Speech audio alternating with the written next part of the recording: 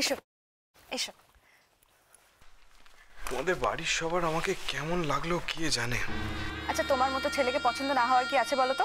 বসো। না মানে তোমার বড় মামুকে তো বেশ গম্ভীর মনে হলো। ওনার মনে হয় আমার কথাবার্তা পছন্দ হয়নি। না না গো, সেরকম কিছু না। আসলে কি বলতো, বড় মামু না একটু রাগী ধরনের, আর আমাদের বাড়িটা একটু কনজারভেটিভ তো। ওই বিয়ের ব্যাপারে হোটেলে গিয়ে কথা বলা না, এই ব্যাপারটা না ওদের একদম পছন্দ হয়নি জানো তো।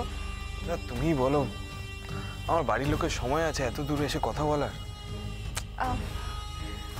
শোনো না, বলছি বলছি একটা দিনের তো ব্যাপার, একটু একটু কষ্ট করে ম্যানেজ করো না প্লিজ।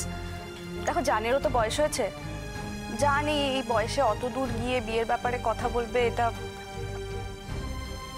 কি আমার দেখি এটা কি হচ্ছেটা কি কি হচ্ছে মানে সব সময় এত দূরে দূরে থাকো কেন বলো তো? মাঝে মধ্যে তো একটু কাছে আসতে পারো। শোনো, আমি আমি তোমাকে একদিন বলেছি না, বিয়ের আগে এসব কিছু না।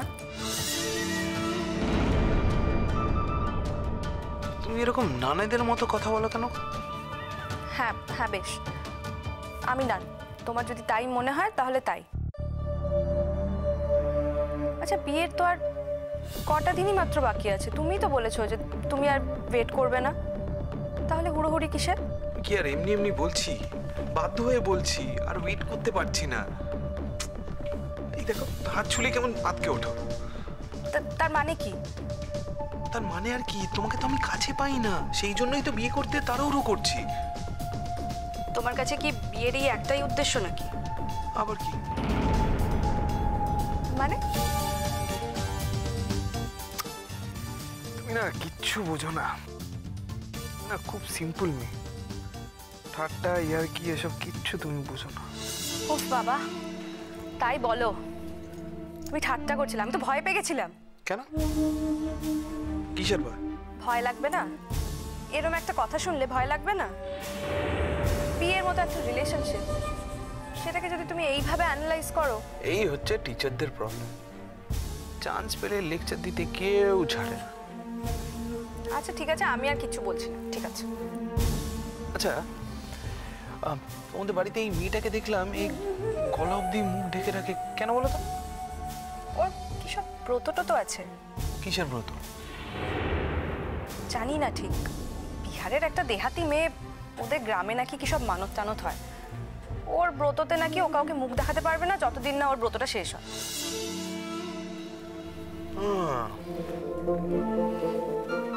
কেউ যদি এরকম ভাবে নিজেকে রহস্যে ঘিরে রাখে, তাহলে ওই রহস্য ভেদ করে দিতে ইচ্ছে করে, অন্তত আমার তো তাই করে।